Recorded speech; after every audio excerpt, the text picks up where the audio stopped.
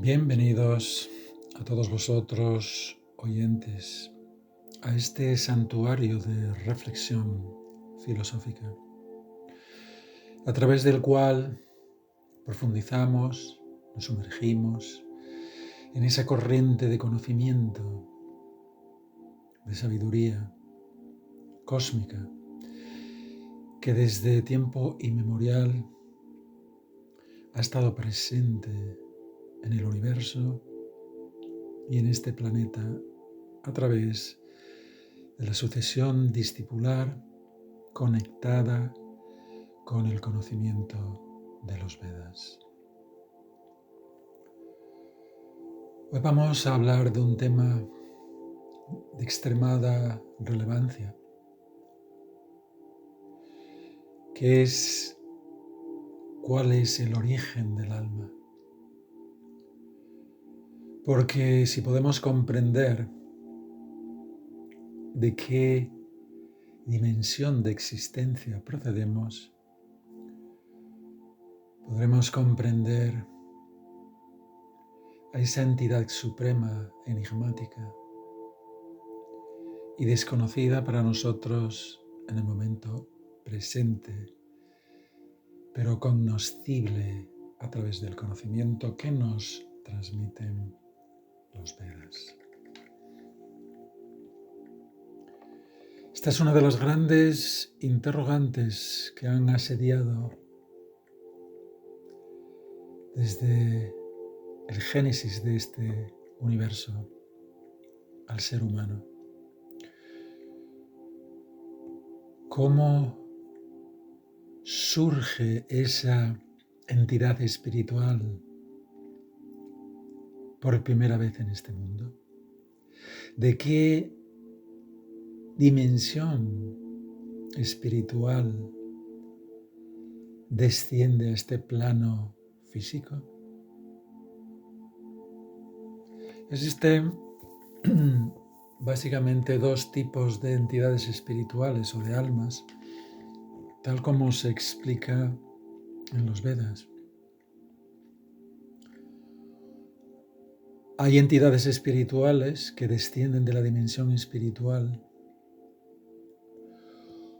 como heraldos y representantes del Señor Supremo, del gran diseñador inteligente a este plano, con la finalidad de transmitirnos ese conocimiento y hablarnos de que sí existe esa dimensión divina.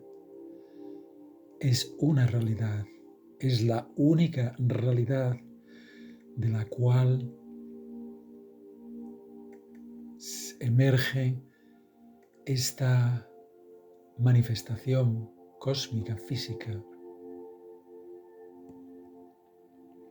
Por ejemplo, Jesucristo, Mahoma, Buda, estuvieron aquí en circunstancias, escenarios sociales, culturales y en un tiempo específico de la evolución de la humanidad. Y después existe otro tipo de entidades espirituales que descienden a este plano por motivos de evolución espiritual.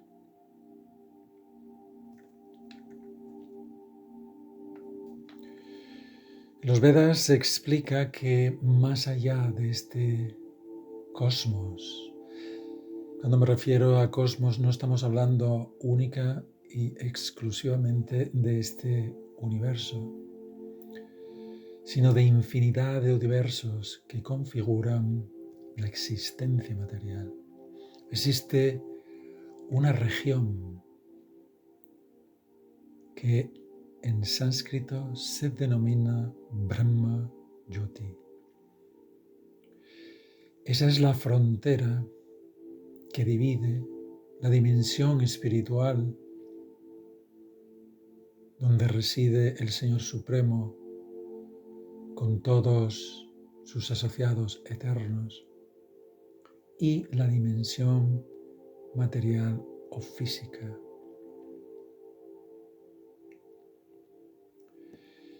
Esa región se conoce como la región no diferenciada de la conciencia.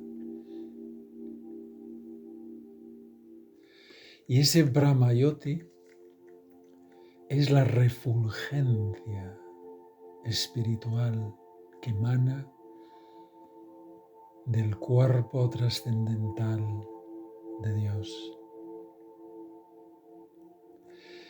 Ese Brahmayoti o esa refulgencia espiritual del Señor Supremo está conformada por infinidad de partículas espirituales conscientes de vida. En sánscrito se las denomina Jiva Chaitanya. Esa partícula consciente de vida,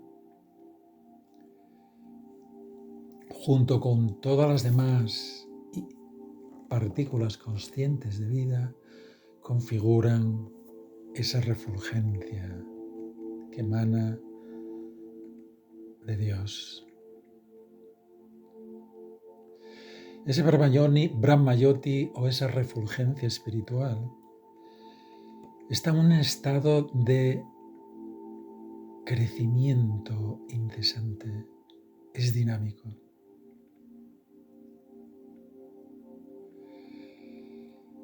Allí, en esa refulgencia, esas partículas conscientes de vida o almas permanecen en un estado de inconsciencia. Es un sueño espiritual profundo. No existe la actividad.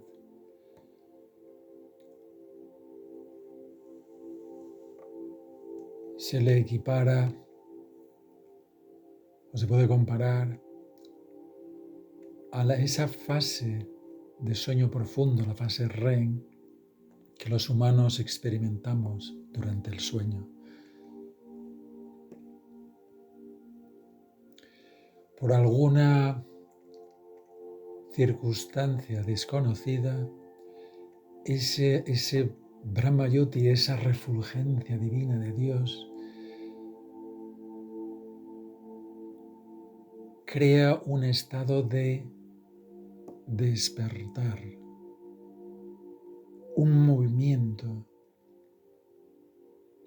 a través del cual esas almas, esas partículas conscientes de vida, toman conciencia, es decir, despiertan de esa hibernación espiritual.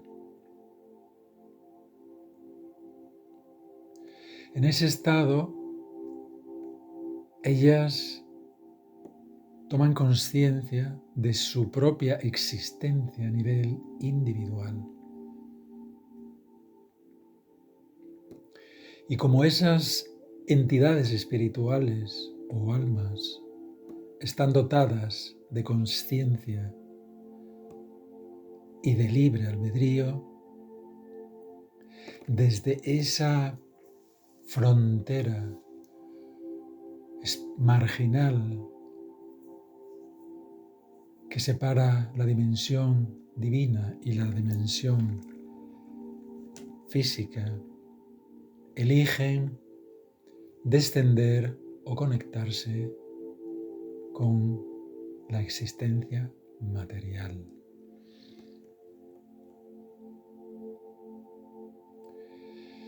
Una vez que esas partículas conscientes de vida o almas se conectan con esta jurisdicción material, de inmediato se desarrolla en ellas una actitud de explotación. Y por consiguiente, en ese instante quedan atrapadas en la dinámica del espacio, tiempo y pensamiento relativo. Cuando esas almas, esas entidades espirituales comienzan a actuar interactuando con los recursos, con la energía material en sus múltiples manifestaciones, de inmediato quedan conectadas al mecanismo de causa y efecto o de acciones y reacciones. Todas esas entidades espirituales que nos encontramos en la jurisdicción de la existencia material, básicamente estamos influenciados y mediatizados por 3 factores psicológicos.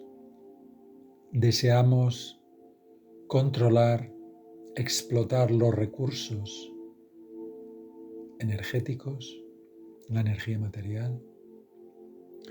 Deseamos ser los protagonistas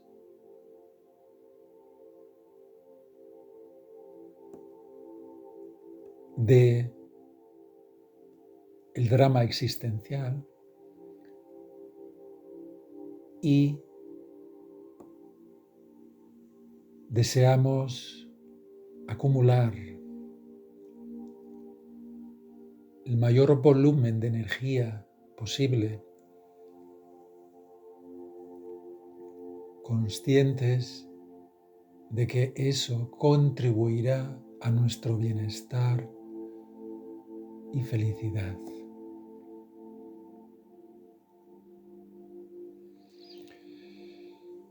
Desafortunadamente, debido a la influencia poderosa de la energía material o de Matrix,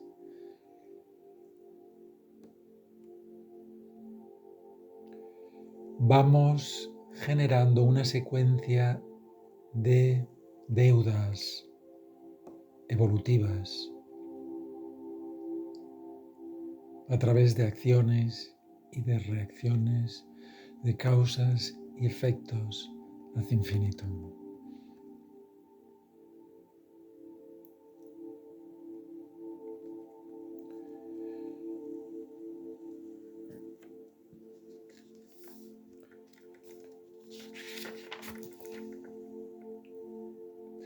Es una situación compleja en la cual quedamos atrapados como un insecto queda atrapado en esa estructura de la araña, en la telaraña, y con cada movimiento se implica cada vez más en esa trampa. Análogamente nosotros nos quedamos implicados en este laberinto existencial con esos pensamientos, con esas emociones, con esas expresiones verbales y actividades que constantemente ejecutamos.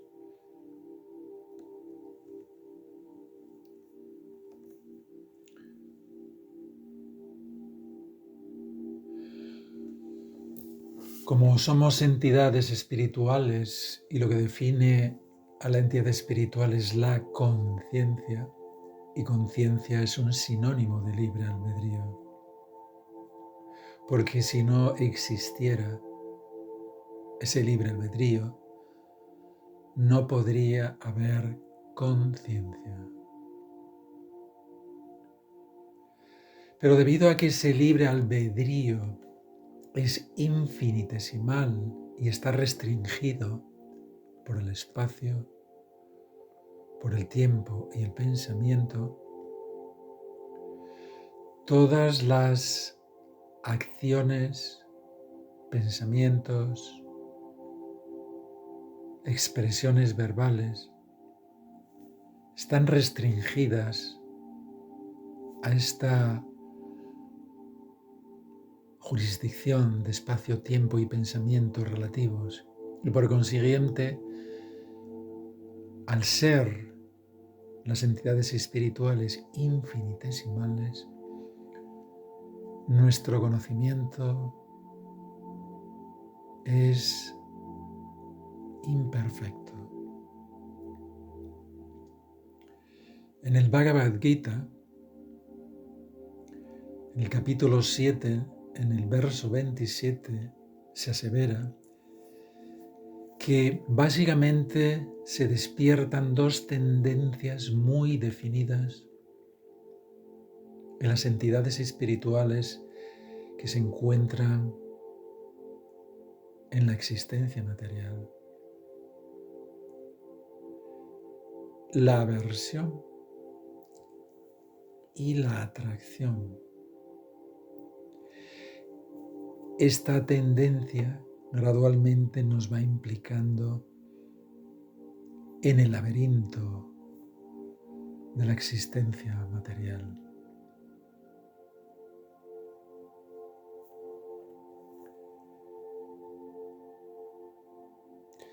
Y a través de estas dos tendencias emocionales y psicológicas, de una forma gradual y paulatina y de forma imperceptible, nos vamos sumergiendo cada vez más en esos laberintos de Matrix y como consecuencia nuestra sensibilidad y conocimiento espiritual se va eclipsando.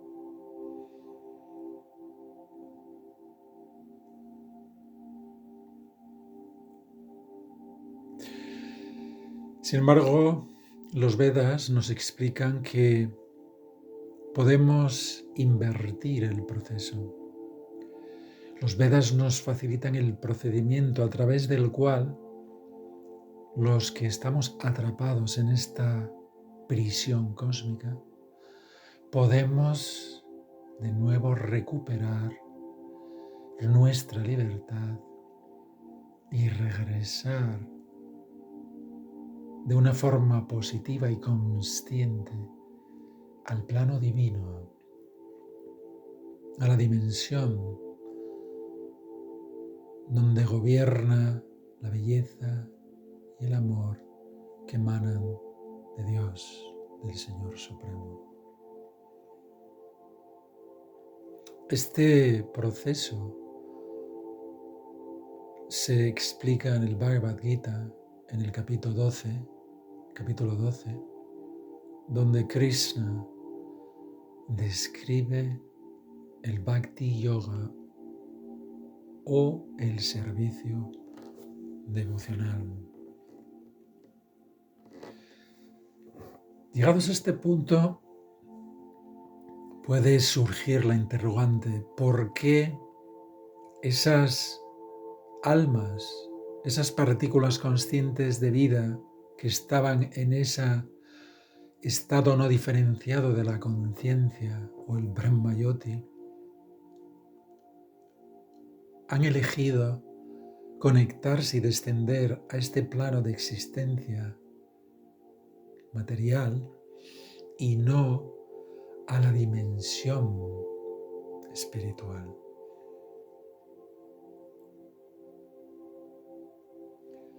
La respuesta que nos facilitan los Vedas es que se debe a la naturaleza intrínseca del ser de estar dotada de libre albedrío. Ese libre albedrío es infinitesimal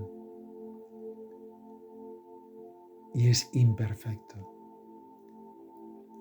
Este es un diseño o un defecto de fabricación evolutivo que el Señor Supremo ha impreso en cada partícula consciente de vida. En el Bhagavad Gita, en el capítulo 5, en el texto 14, se explica que si el alma no fuese responsable de su ingreso en la dimensión material, el Señor Supremo se adjudicaría la responsabilidad por la condición deplorable, angustiosa y dolorosa del alma.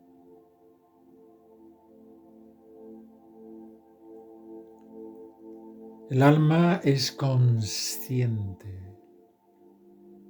y conciencia significa dotado de libertad. Y como el alma es una partícula espiritual atómica, su libre albedrío es imperfecto y vulnerable. Y el resultado de esa libre elección, de esa utilización incorrecta de esa prerrogativa divina, algunas partículas conscientes de vida o almas descienden y se conectan con la energía material, con la existencia material, y otras ascienden y se conectan con la dimensión espiritual. Por consiguiente, la responsabilidad es absolutamente y por completo de las entidades espirituales.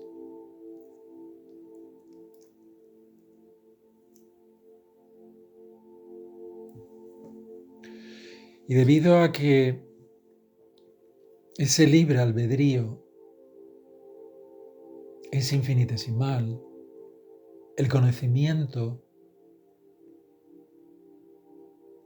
y todas las demás expresiones de pensamiento, de sentimiento y de anhelos también son infinitesimales y por consiguiente supeditados al error, a la imperfección. Por eso nosotros podemos observar constantemente en nuestras vidas y en las vidas de nuestro prójimo, cómo el error es la tónica dominante que está presente en nuestra existencia.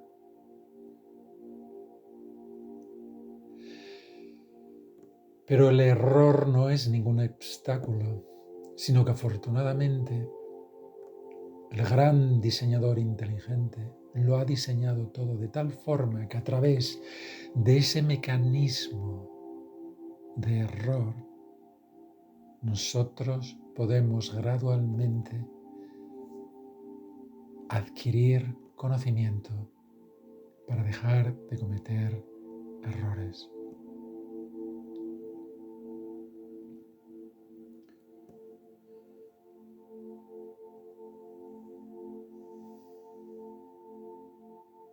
Así pues, el principio activo que predomina en todas las especies de vida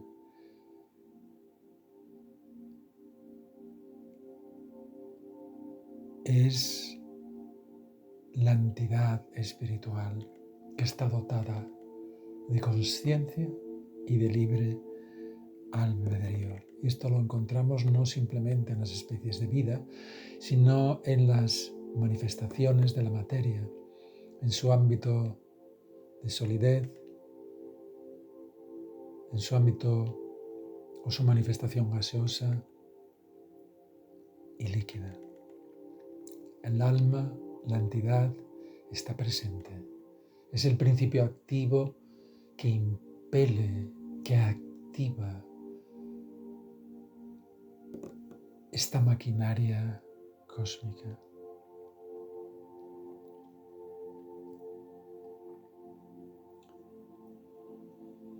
Es un tema profundo y extenso, pero básicamente es la síntesis que los Vedas nos transmiten y para que todos nuestros oyentes, esos buscadores de la verdad, que en su interior ha surgido la inquietud intensa de descubrir el por qué estamos aquí, quién soy, por qué soy y para qué soy y cuál es mi destino más allá de esa frontera dramática y dolorosa de la muerte.